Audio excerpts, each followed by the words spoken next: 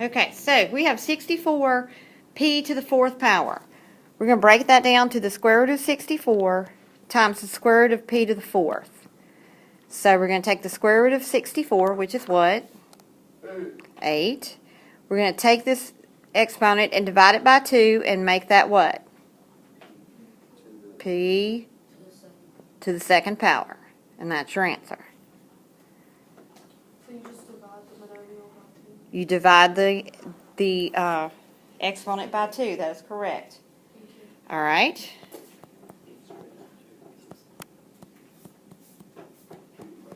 All right, so now I have the square root of 100, x squared, y squared. I'm going to break that down. Square root of 100 times the square root of x squared times the square root of y squared. I'm going to do the same thing. I'm going to find the square root of my number, which is what? 10. I'm going to divide these exponents by 2, and I get what? XY. 10xy. Divide x by 2 and y by 2. And the last one here of the easy ones.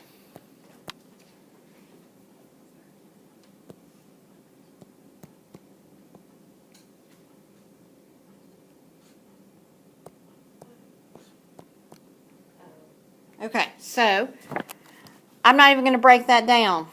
You're going to have to do it. You can either do it in your head or you can do it on your sheet of paper. But what is the square root of 49? 7. A, B to the third, C to the fourth. Second, sorry. I was looking at the 4. Okay, so all I did was divide all of these exponents by 2, and what I have left is the square root. This is a lot. Okay. But then we get uneven numbers.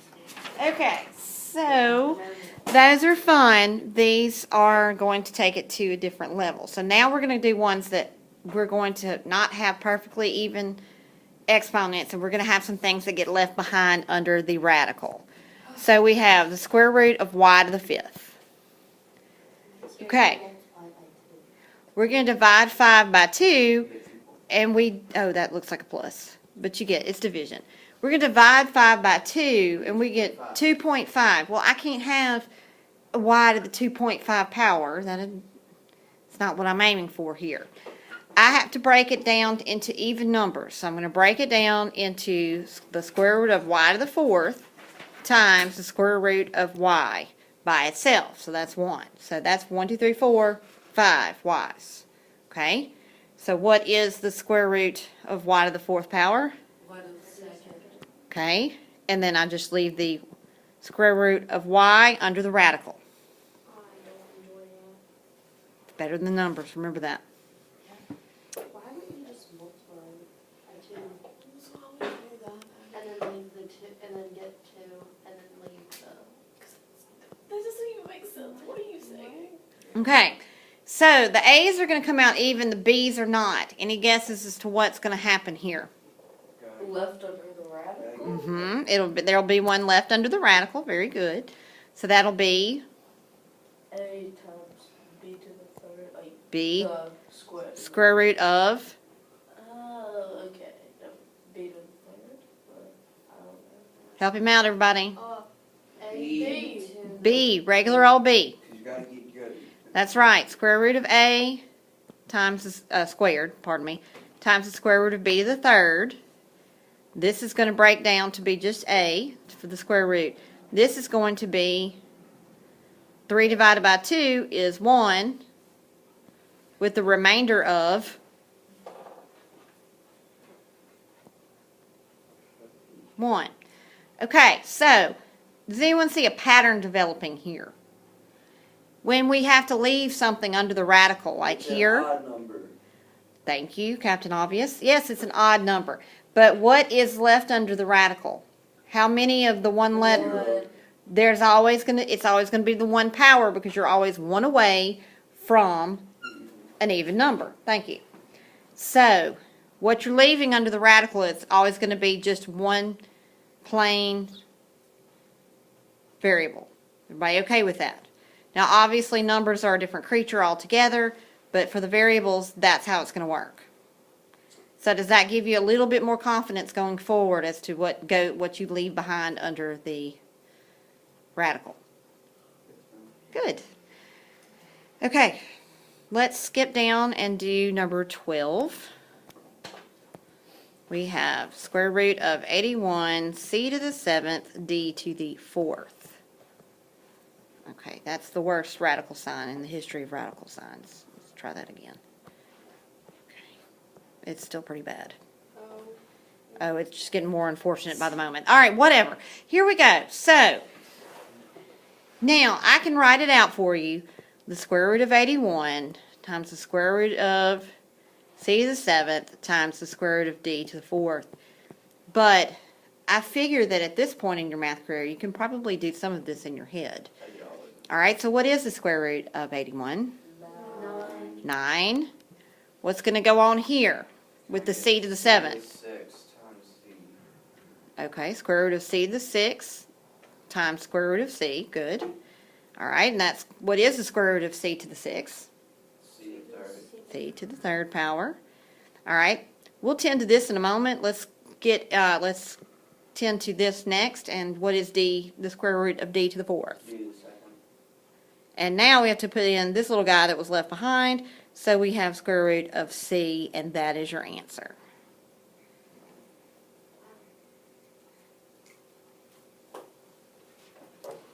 Okay. Let's bump it up a notch and look at page 33, A6-33. Why exactly is d not squared? Why exactly is d not squared? Because I forgot to put the square root on there. My apologies.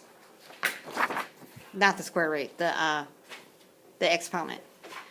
Okay, so let's look at number 17. We have the square root of 63, x squared, y to the 5th, z to the 2nd power. Okay, the first thing we need to do is tend to our number. So what is the square root of 63? It's not going to be a perfect square, correct? Yeah. Okay, so let's talk about 63 in a moment. Un momento, por favor. All right, let's deal with our variables first. Okay, so what's going to go on with the variables? X. Y to the 4 times y to the 1. Okay. Which is like y.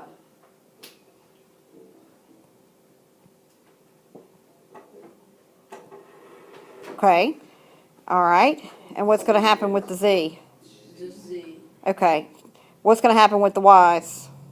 Here, I'm going to move this down. It all is kind of getting tangled up. Okay.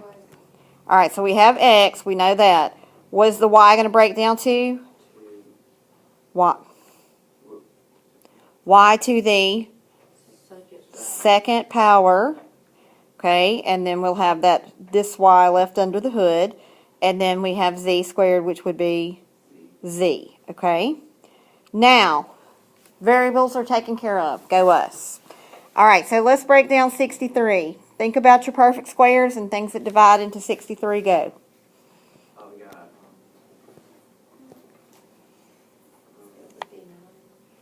9 times 7. Okay.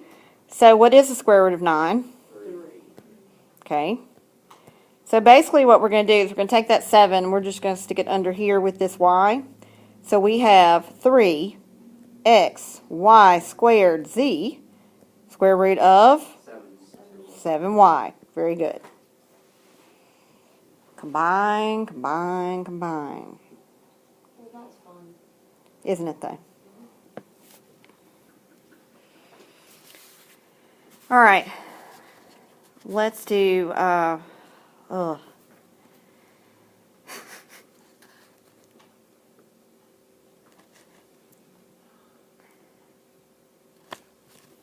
let's do number 20, and then I'll set you loose. 24, I would love to do with you, but it would take a while to get there as far as the number goes. The exponents, I think you'd be fine with. I know you would be. All right, square root of 180, x to the 3rd, y to the 8th. Okay, we're going to break our 180 out. We'll do that later. All right, x to the 3rd, y to the 8th. Break it down for me. So we'll get, that's gonna get x X to the second power times 4. x. Okay, good. All right, so that would be what? Square root of x squared is? X. We'll get Okay. y to the 4th. And y to the 4th. And there's an x left under the radical. Okay, lovely. That's done. We'll deal with that and we'll combine everything in a moment. All right, so the square root of 180. 9 and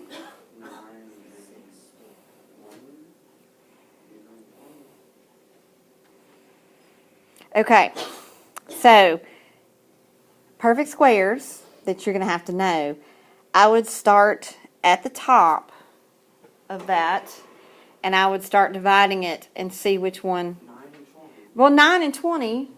Okay, 9 and 20. That'll work. Oh, William. Well, it just means we're going to have to, no, that's fine, because y'all got to learn how to work through it. You've got to learn that when you still have a perfect square hiding, you're just going to have to break it down another step. It's just like reducing fractions. If you don't get it on the first try, it's not a major tragedy. Okay. All right, so the square root of 9 would be what? 3, square root of 20. Now I need to break 20 down into something that has a perfect square and times something else. Anybody got any guesses? 4 and 5. Good. So 3 square root of 4 times the square root of 5. What is the square root of 4? 2. All right, so 3 times 2 times the square root of 5.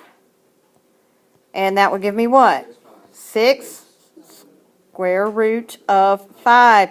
Y'all have got to stop saying random numbers. I know what you're thinking, but you've got to be able to express it articulately.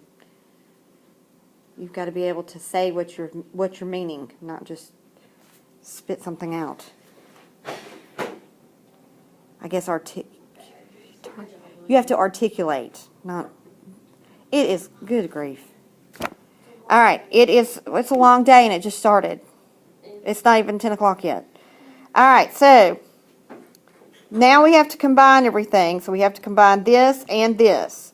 So tell me what's on the outside of the radical. 6x y equals 5, and we got 5x squared. Where'd you get that square from? So I'm doing this squared. That is the square root of 5x. And that is your answer.